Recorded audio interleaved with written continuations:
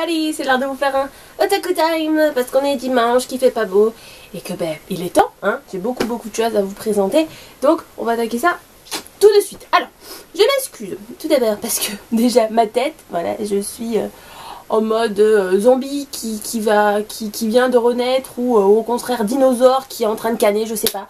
Mais voilà, je suis malade.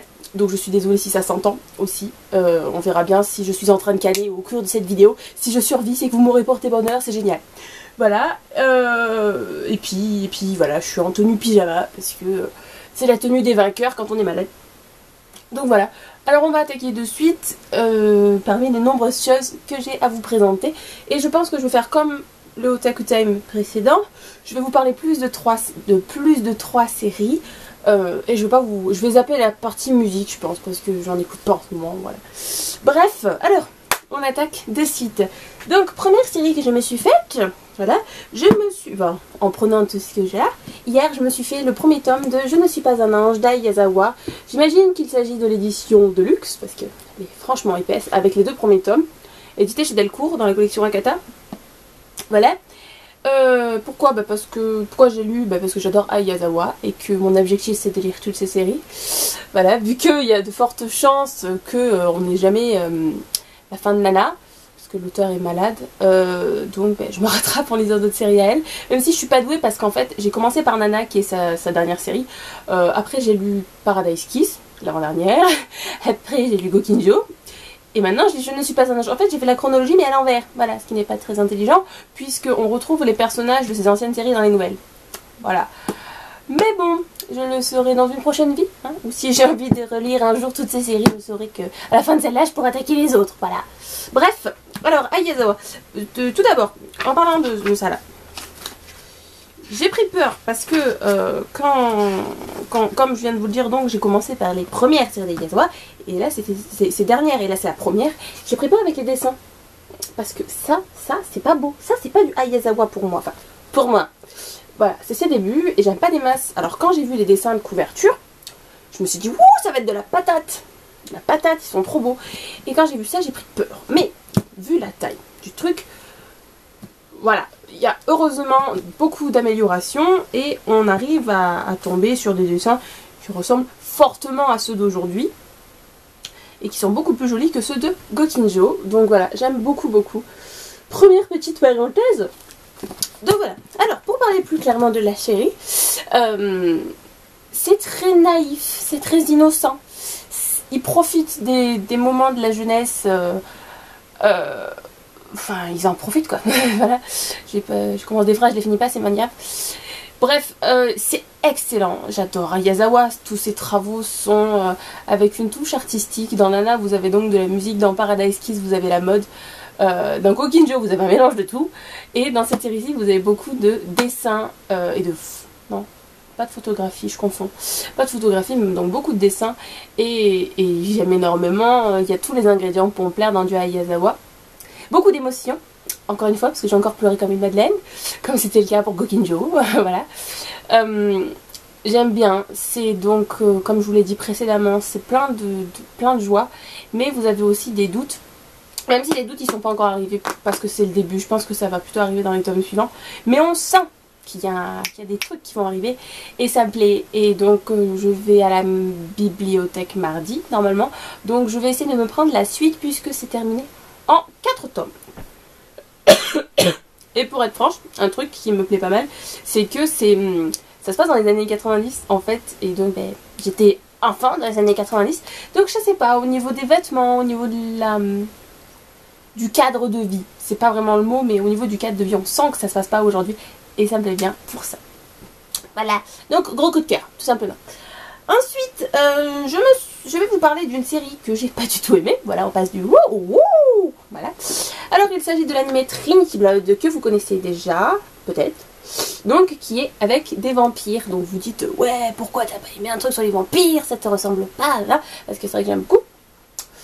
Voilà, alors, niveau coffret, il est absolument magnifique. Je peux rien dire pour ça. Donc, c'est chez Déclic Collection. Ouais, Déclic. Voilà, les illustrations du coffret sont juste trop belles. Premier problème, donc les illustrations là sont magnifiques, mais on les retrouve pas dans l'animé. Là c'est tout en c'est tout en brillance. Et quand vous regardez l'épisode, je trouve que c'est terne. Donc ça m'a plu en fait. Voilà, je sais pas, là les dessins sont gras, je sais pas comment décrire ça, mais là ils sont gras, ils sont vivants, ils sont bien, alors que là dans l'anime ils sont ternes, ils sont absolument pas attractifs. Bref, il y a ça qui m'embête, et également, je sais pas si c'est écrit dans le résumé, je m'en souviens plus, parce que j'aime bien justement ne pas regarder les résumés avant d'attaquer un animé ou un roman de manière générale, parce que ça spoil en général, mais ça parle trop politique et religion à mon goût, c'est barbant parce qu'il y a beaucoup de palabres, donc pas bon pour moi. Pour vous expliquer le truc, je n'ai même pas pu le finir, je sais même pas si je suis à bout du premier DVD. Parce que c'était tellement horrible, en fait à plusieurs reprises, à plusieurs épisodes différents donc. Hein. Je regarde l'épisode, pas le premier, mais genre les premiers, je me regarde l'épisode, je m'endors devant. Je remets l'épisode à peu près au moment où je me suis endormie. Je me réendors d'ici la fin d'épisode. Un épisode dure 25 minutes en comptant les génériques, donc 20 minutes si on les gère. J'arrive à m'endormir plus de 2 fois par épisode. C'est quand même grave. Voilà, il faut vraiment que moi, ça ne m'atteigne pas. Donc, je ne vous le conseille pas particulièrement. Après, si par hasard vous l'auriez vu, vous auriez aimé, et que vous me dites qu'il faut s'accrocher, que c'est peut-être les premiers épisodes qui sont barbants, et qu'après le niveau se rehausse, je réessayerai peut-être. Mais là, non, franchement... pas contente, voilà, surtout que je l'ai acheté dans une convention, parce que j'aime beaucoup le stand de Déclic, mais là, grosse déception, c'est la première fois que ça m'arrive, parce que j'ai déjà pris des animés que j'avais jamais vus, mais là, grosse, pas bon pour moi. Voilà, ensuite, alors, je me suis fait, ah bah attendez, faut que je le prenne du coup, excusez-moi, voilà, je me suis fait mon animé de Host Club, que vous connaissez sûrement, qui est de Ato Biscori, je crois. Bisco Hattori, un mix. Voilà, donc en fait j'ai commencé par l'animé parce que je l'ai acheté en promo à Cultura l'autre jour et parce que je le voulais. Voilà, donc je me suis fait l'animé de 26 épisodes que j'adore. Si vous ne connaissez pas Host Club et que vous aimez tout ce qui est comédie romantique, mais jetez-vous, c'est trop bien. Enfin, jetez-vous dessus, pardon, pas jetez-vous tout court. Jetez-vous dessus, c'est absolument génial, c'est drôle, c'est ridicule, c'est avec des riches, des pauvres, c'est décadent, c'est trop bien. Voilà, et en fait, à la fin de l'animé, puisque donc, comme souvent, l'animé ne traite que des 5-6 premiers volumes, mais ensuite, je me suis fait quelques-uns, je les ai pas tous faits, parce que il y a trop de mangas et je les ai pas tous. Je me suis fait la suite en manga, et voilà, et j'aime trop. Voilà, c'est un truc de fou. Je suis dégoûtée qu'ils aient pas continué l'animé plus loin, parce que c'est tellement plus parlant en animé qu'en manga, celui-ci, que... je suis dégoûtée qu'ils aient pas fait la suite. Alors, pour parler de l'histoire, il s'agit d'une jeune fille qui s'appelle Haruhi. Oui, Fujioka Haruhi. Et qui est élève dans l'académie Ouran, qui est une académie d'élite avec que des enfants d'entreprise, donc des enfants de riches, quoi. Et en fait, c'est la seule boursière de l'établissement. Et bon, elle vit sa vie pépère au lycée, puisqu'elle est donc très intelligente. Et un jour, elle va casser un vase en visitant le club d'hôtes du lycée. Pour ceux qui ne savent pas, un club d'hôtes, ce sont des garçons qui en gros séduisent des filles, passent du temps avec pour occuper les différentes élèves. Voilà, en gros, c'est un bar. Et donc bref, elle va casser un vase qui coûte 3 millions de yens dans le host club, et donc elle va devenir esclave du host club, voilà. Sauf que ce que les autres ne savent pas, c'est que malgré le fait qu'elles sont trop mal habillées, je pense pas que j'ai d'image pour vous visualiser l'état malheureux de ses vêtements, si vous l'avez là. Voilà. En fait, ce qu'ils ne savent pas, c'est qu'ils pensent que c'est un garçon, mais non, c'est une fille. Donc, parce que Haruhi est un prénom mixte, il peut être pour une fille ou pour un garçon. Et bref, après, ils vont se rendre compte que c'est une nana, voilà. Mais, ils vont décider de garder le secret et de la faire travailler donc au host club, donc en tant qu'hôte. Et il se passe plein de situations décadentes, ridicules, marrantes, et c'est juste trop bien. Plein de personnages charismatiques avec donc chacun un personnage bien particulier. Vous avez le charismatique, le mec un télo avec les lunettes, le prince charmant que toutes les filles rêvent. Enfin bon, il se passe plein d'aventures et aventures. Hein.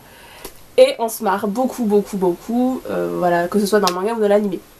Mais je vous ai dit plutôt que je préférais l'animé. Pourquoi? Parce qu'en fait dans le manga, voilà, j'ai pris une page au hasard et vous allez vite comprendre. J'aime pas quand un manga c'est plein de textes. Et là, vous pouvez voir, vous en avez pour votre argent. Ah, ça, quand vous achetez le manga, 6,80 € à l'époque. Mais vous avez du texte. Donc, bon, moi, c'est un problème pour ça. Mais si vous voulez la suite du manga, c'est juste trop bien. Voilà. Donc, je ne peux que vous conseiller Host Club. Si donc, vous aimez les comédies romantiques, je me répète. Voilà. C'est trop bien. Ensuite, dans ma caverne d'Ali Baba, je pioche. Mais bon, il n'y a plus énormément de choses. Voilà. Alors, animé encore. En fait, c'est bien. Je fais un manga, un animé, c'est top. Donc voilà, alors je me suis fait refait le manga Escaflowne, qui est culte pour moi, qui lui aussi date des années 90, et que j'adore, tout simplement, puisqu'il mélange un peu, hein, Magical Girl. Vous avez notamment beaucoup de Heroic Fantasy dedans. Dans le monde de Gaïa, c'est trop bien. C'est pas trop cucu, je trouve, parce que souvent qu'on appelle ça, les Magical Girls avec de l'Heroic Fantasy, c'est souvent cucu la praline, enfin bon, c'est pas crédible du tout. Mais là, vous avez pas que du gnangnan, vous avez aussi de la guerre, vous avez des meurtres, vous avez du sang. Ça peut être très violent parfois, ça, je trouve. Mais j'adore, je sais pas, vous avez de la romance, c'est bien distillé et vous ne vous ennuyez pas. Alors à chaque fois je suis dégoûtée de la fin, hein, mais bon, je ne vous dirai pas pourquoi, sinon ça vous gâcherait le plaisir. Mais j'adore, c'est un anime en 26 épisodes qui date de 96 je crois. Et tuerie, franchement, si vous connaissez pas, tuerie. C'est un des premiers mechas, parce que oui, ça mélange du mecha aussi. Donc les mechas, si vous voyez pas ce que c'est les grandes armures façon Gundam, Patlabor, tout ça. Des robots géants qui se battent. Et voilà, c'est un beau mélange, c'est magnifique. Et je kiffe. Voilà. Donc si vous ne connaissez pas, foncez. Voilà. En espérant que je suis dans le cadre depuis tout à l'heure, sinon ce serait un peu con. Voilà. Ensuite, un autre manga. Alors là je vous montre que le 13, parce que c'est celui que j'ai lu hier. Mais j'ai lu les précédents, je vous rassure. De Kaicho wa Maid Sama par Hiro Fujiwara, édité chez Pika. Voilà, alors je pense qu'il est connu. Donc voilà, vous avez donc l'animé qui s'appelle Kaicho wa Maid Sama, tout comme le nom original du manga. Et donc le manga en VF s'appelle Maid Sama. Donc les dessins sont beaux, comme vous pouvez voir, ils sont trop beaux. En plus là vous avez deux beaux gosses, deux pour le prix d'un, si ce n'est pas magnifique. Voilà, vous avez... bon, vous connaissez sûrement, mais je vous raconte l'histoire vraiment. Vous avez Usui Takumi, qui est un mec assez étrange, voilà, et qui va découvrir le secret de notre héroïne qui s'appelle Misaki, qui est présidente du conseil des élèves dans son lycée, qui est un vrai cerbère qui ne refuse aucune sollicitation des garçons, parce qu'elle est dans un lycée qui à la base était que pour les garçons et qui est récemment devenu mixte. Et bref, elle est présidente donc cerbère, mais le soir, pour aider sa famille financièrement, elle travaille dans un maid café, donc un café soubrette. Mais c'est interdit dans le règlement du lycée de travailler. Mais ce monsieur là que vous voyez là, Takumi, va découvrir son secret et il va se passer plein d'aventures farfelues, voilà. C'est très bien, ça plaît à beaucoup de gens, c'est rythmé, c'est plein d'action, c'est trop bien, voilà. C'est une série qui est terminée en 18 tomes, donc bientôt la fin, voilà, c'est triste. Puisque je ne la connais pas, voilà. Ensuite, donc on va rester dans le délire un manga, un animé, hein, même si là je ne l'ai pas avec moi. C'est juste improvisation, je vais vous en parler.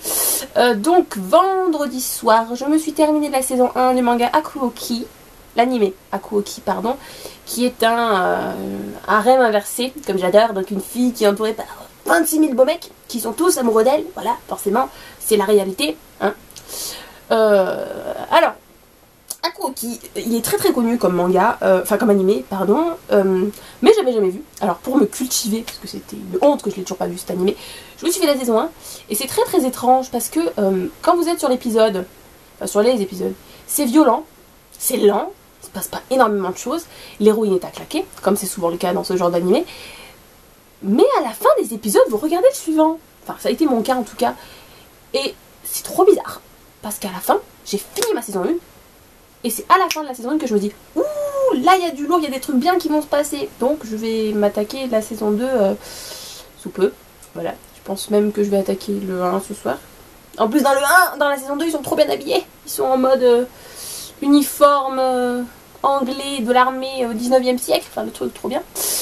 Voilà, donc pour la saison 1, très mitigé. Parce que pas du tout tentant, mais on ne sait pour quelle raison vous regardez la suite. Voilà. Et si je suis assez intelligente, j'essaierai de vous trouver une galerie d'images ou quelque chose. Je vous mettrai ça en barre d'infos pour que vous regardiez si le Chara Design vous plaît. Parce que je n'ai absolument rien à vous montrer pour ce manga-ci. Cet animé aussi. Je vais y arriver. Je vais y arriver. Voilà. Et bref. Le dernier, mais pas des moindres, parce qu'il s'agit de mon gros coup de cœur du moment. Vous avez déjà pu le voir dans mon Heavenly Party de la semaine dernière. Il s'agit du manga Jimin Nanami. Voilà, donc Kamisama Hajimemashita par Julieta Suzuki, édité chez Delcourt dans la collection Akata. Voilà, j'aime énormément. Et ce qui est d'autant plus génial, c'est que, en fait, j'avais lu, parce que je connais cette série depuis plusieurs années, je n'avais lu que jusqu'au 5. Donc là, je suis au 6. Donc tout ce que j'ai lu maintenant, donc les 2 tomes là, parce que je les ai lus vendredi soir, j'ai pas pu m'en empêcher, c'était trop bien. Et je ne sais absolument pas ce qui va se passer du coup. Donc je suis d'autant plus prise dedans. J'adore. Donc, ça m'énerve parce qu'il faut que j'attende pour avoir la suite. C'est soit j'attends, je les lis en français, soit j'attends pas, je les lis en anglais, mais je perds un peu. Parce que quand je commence une série en français, j'aime pas la lire en anglais par la suite. J'aime pas. Parce que vous perdez des noms qui sont pas les mêmes. Enfin, bizarre. Voilà. Et j'adore. Voilà. Alors, pour ceux qui n'ont donc pas regardé ma vidéo de la semaine dernière, il s'agit de notre héroïne qui est ici, qui s'appelle Nanami, qui est humaine et qui est très pauvre. Et à cause de certaines circonstances, va devenir déesse d'un temple au Japon.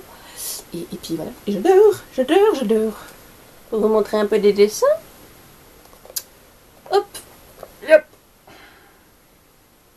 Parce que oui, je dois faire des bruits bizarres à chaque fois que je vous fais une vidéo, sinon c'est pas folklore.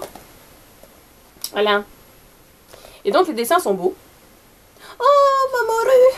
Voilà. Petit stage, c'est trop beau. Voilà. J'aime beaucoup, donc trop bien. Je me languis. Voilà. Et puis, ben, ça va être tout. Hein. Je vous ai parlé de beaucoup de choses, je sais pas combien de temps dure la vidéo. Ça tombe, j'ai perdu ma voix au cours de la vidéo. Demain, je vais être à faune. Voilà. Je vais poster la vidéo. Je vous souhaite un bon week-end. Avez-vous vu certaines des séries que je vous ai présentées? Si oui, qu'avez-vous pensé de celle-ci? Et sinon, ben, si vous avez des séries qui ressemblent et qui vous ont beaucoup plu, parlez-moi en commentaire que je regarde ça de plus près. Je vous dis donc à bientôt en meilleure forme, si possible, parce que demain est un nouveau jour et donc peut-être je serai soignée. Bye!